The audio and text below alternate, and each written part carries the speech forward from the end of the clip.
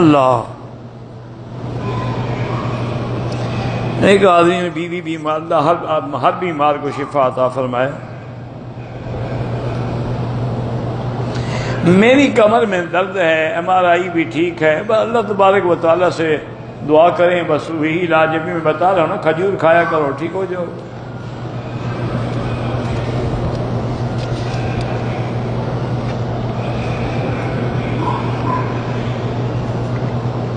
قرآن پاک موبائل میں down load کیا ہوا ہے. رمضان میں میں قرآن ساتھ پڑھتی ہوں اور سنتی ہوں. بہرحال جب قرآن تم نماز میں ہو تو صرف سنو، پڑھ نہیں سکتی ہو. اذا قرئ القرآن فاستمعوا له وانصتوا، سنو اور خاموش رہو. ہاں الگ ہو تو پھر پڑھو.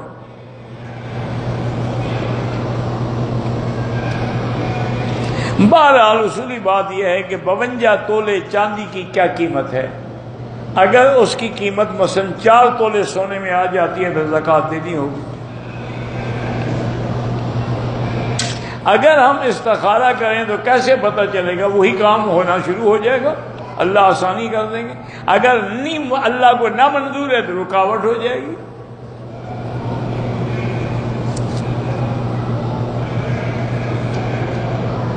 بہرحال مدرسے غسل خانے میں بغیر دوپٹے کے جائے تو غسل واجب نہیں ہوتا. افضل یہ ہے کہ مرد بھی سر پہ کپڑا رکھے، عورت بھی کپڑا رکھے، لیکن نہ ہو تو یہ معنی تھوڑا ہے کہ سر ننگے ہونے کی وجہ سے غسل واجب ہو جائے گا. نعوذ باللہ اس نے کوئی زنا کیا ہے یا اس نے کوئی جماع کیا ہے، کیا غسل جنابت واجب ہو گیا؟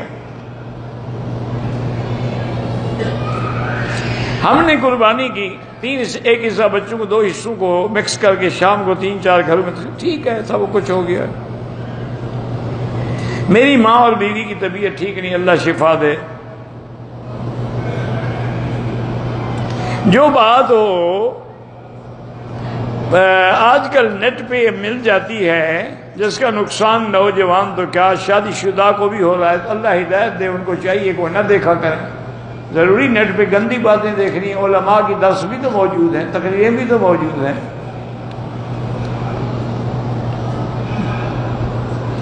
درود شریف پڑھ کے مردانہ کمزوری کے لیے دعا کر سکتے ہیں، ہر چیز کے لیے دعا کر سکتے ہیں. بہرحال درود تنجینا جو ہے یہ حضور کے بہت بعد لکھا گیا ہے، کسی حدیث میں نہیں ہے، لیکن بعض علماء کہتے ہیں کہ وہ ٹھیک ہے. ہمارے بچے گھر کھیلتے ہیں، رات بھر نماز نہیں پڑھتے. بہرحال اللہ ان کو ہدایت دے. 2 رکعت نماز پڑھ کے ان کی ہدایت کے لیے دعا کیا کرو، اور ہر نماز کے بعد اول آخر درود شریف اور 7 دفعہ اصلح لی فی ذریتی انی تبت الیک و انی من المسلمین.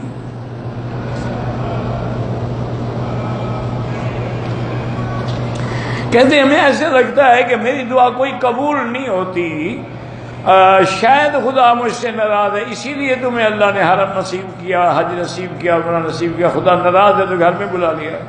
یہ ایسے وہم ہے بس شیطانی.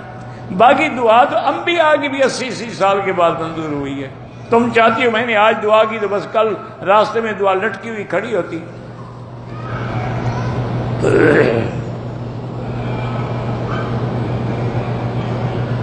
میرا دادا جو ہے وہ بابا کے نام سے زردہ بناتے، بالکل کھانا حرام ہے، غیر کے نام پر ہے. وما اہل بہ لغیر اللہ، جو کسی غیر اللہ کے سوا کسی غیر کے نام پہ پکایا جائے وہ حرام ہے.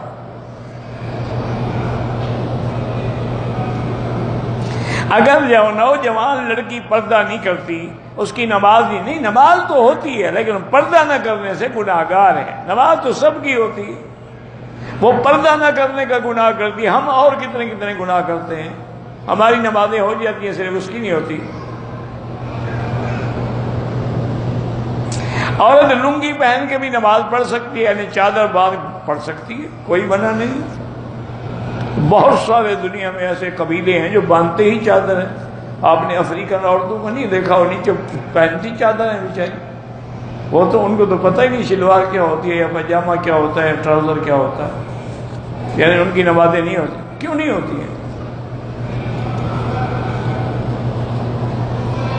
12 ہمارا ایک رشتہ دار ہے، سب کو پتا ہے کہ اس کی کمائی حرام ہے، لیکن ان کے گھر کھانا کھا سکتے ہیں۔ اگر لڑکیاں آپ نے کہے بال اونچے گول کر کے اوپر باندھنے نماز میں، نماز تو ہو جائے گی لیکن ایسا نہیں کرنا چاہیے۔ حضور نے فرمایا تھا کہ یہ بھی علامات قیامت میں ہے کہ عورتیں اپنے بال ایسے بنائیں گی جیسے اونٹنی کی کوہان ہوتی ہے۔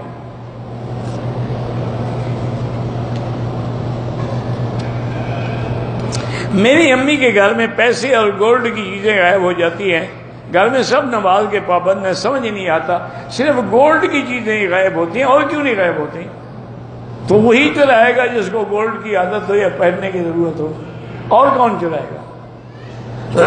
کوئی جن شن نہیں، گھر میں جن ہے اس کو تلاش کرو۔ اچھا جن ہے صرف گولڈ اٹھاتا ہے اور کچھ نہیں اٹھاتا۔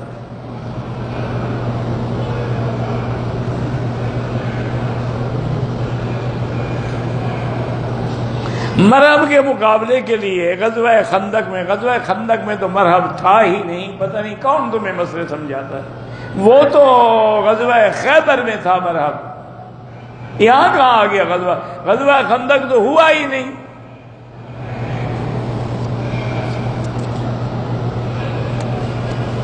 سکھ کے ساتھ کھانا کھا سکتے ہیں، ہاں کھا سکتے ہیں۔ میں سرکاری ملازم ہوں، ریٹائرمنٹ کے بعد جو پیسے ملتے ہیں بالکل لے سکتے ہیں۔ جگر کی بیماری ہے، اللہ شفا عطا فرمائے۔ ہم کعبے کا طواف اور روضہ رسول کی حاضری چاہتے ہیں، درود شریف پڑھ کے اللہ سے دعا مانگا کرو۔ جماعت کے ساتھ نماز پڑھنے میں اگر امام کے پیچھے تکبیر کہنا بھول گیا سجدے میں، کوئی نماز ہو جاتی ہے لیکن خیال کیا کرو۔ جب ہم کہیں گھر سے دور جاتے ہیں تو جب تک سفر میں ہیں نماز قصر پڑھیں گے۔ قرآن کے علاوہ ہم کون سی تاریخ پڑھیں؟ تاریخیں نہ ہی پڑھیں تو اچھا ہے، تاریخ میں تو سب رتب و یابس ہوتا ہے، کوئی اسلامی تاریخ ملے تو وہ پڑھو۔ تفسیر مکی جو ہے اس میں تفسیر ابن کثیر کا زیادہ حصہ ہے، ساتھ کچھ مسائل میں اور تفاسیر کا بھی حوالہ ہوتا ہے، اس میں حوالے لکھے ہوئے ہیں۔ میرے دوست نے مجھے سونے کی انگوٹھی ہدیہ دی ہے، وہ بیوی کو دے دو، تمہارے لیے سونا پہننا حرام ہے۔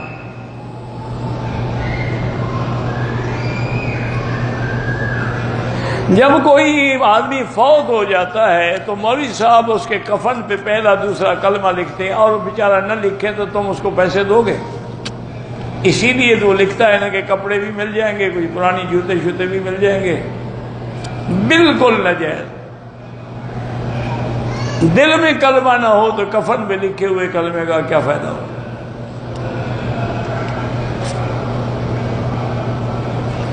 آپ میرے لیے دعا کرتے ہیں، اللہ آپ کی جزائے خیر عطا فرمائے۔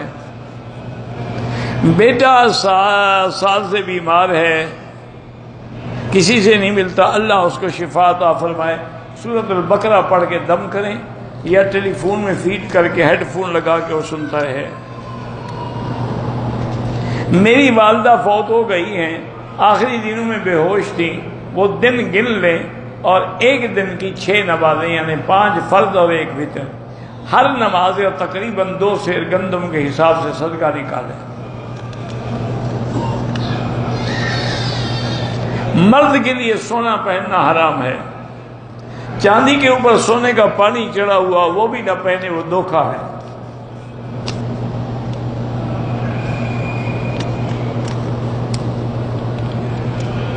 اگر عورت اپنے خامن سے ملتی ہے، مباشرت کرتی ہے، بچہ رونے لگ جائے تو بغیر غسل کے دودھ دے سکتی ہے؟ ہاں جی دے سکتی ہے۔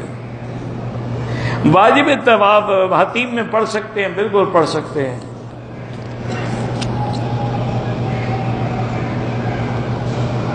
میرے بھائی فوت ہو گئے، اللہ تعالیٰ ان کی مغفرت فرمائے۔ میرا بیٹا حفظ کر رہا ہے، اللہ اس کو قرآن نصیب کرے اور عمل بھی نصیب کرے۔ میرا بیٹا عالم بن رہا ہے، اللہ اس کو عالم بنائے، ہر مسلمان کے بچوں کو دین والا بنائے۔ ہمارے ایک بھائی رشید خان تھے جو فوت ہوئے، اللہ مغفرت فرمائے۔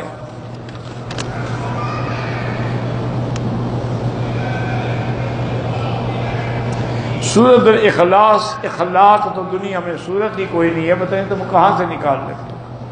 سورت الاحزاب کا بتایا تھا، اخلاق تو صورت ہی نہیں قرآن میں۔ خدا کا خوف کرو، ڈبے میں رکھنا چاہیے، کسی ڈبے میں نہیں، گھر میں رکھو بس لگ کے۔ اگر مرد کی شادی میں رکاوٹ ہو وہ بھی سورت الاحزاب پڑھ کے دعا مانگ سکتا ہے۔ احزاب اخلاق کوئی صورت نہیں قرآن میں، پتہ نہیں تمہیں کیسے نام بتلا دیا اخلاق، واللہ اعلم۔ اللہم صلی علی سیدنا محمد وعلی آل سیدنا محمد وبارک وسلم۔ اللہم انت ربی لا الہ الا انت الاحد الصمد الفرد الذی لم یلد ولم یولد ولم یکن له کفوا احد۔ اللہم انت ربی لا الہ الا انت الحنان المنان بدیع السماوات والارض یا ذا الجلال والاکرام یا ذا الجلال والاکرام یا ذا الجلال والاکرام۔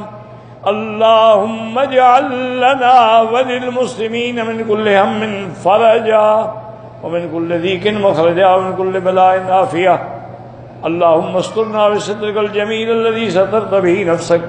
اللہم استر عوراتنا آمن رواتنا خفف لواتنا۔ اللہم لا تجعلنا مضغة للبالغین لا تجعلنا عقدة للآکلین لا تجعلنا فتنة للقوم الظالمین۔ اللہم اصرف عنا کید الکائدین وحقد الحاقدین وحسد الحاسدین ومکر الماکرین وسحر الساحرین وظلم الظالمین یا قوی یا عزیز یا قوی یا عزیز۔ اللہم انصر الاسلام والمسلمین۔